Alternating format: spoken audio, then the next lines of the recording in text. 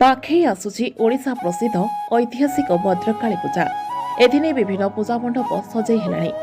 माटीमूर्ति कार्यक्रम सरिथिबा बेले बेंगालुरु आसिथिबा तोरण कारीगर माने मध्य तांकर कारुकार्य जारी रखिछन्ति। भद्रक चरंपा एरे सार्वजनिक पूजा कमिटी चलित वर्ष बाउंसरे तैयारी तोरण बेस आकर्षण करिबो बोली कहिदिबा बेले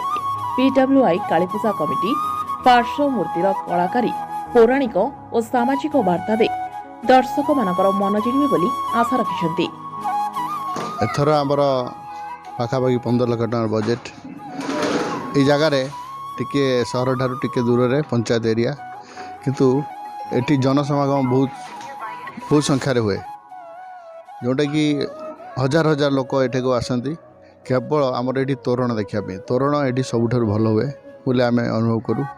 लोक मैंने भी कहती जे आपणकर मंडप रे जो माँ मूर्ति माँ मेढ़ तोरण बहुत भल भाव हुए बोली से कहती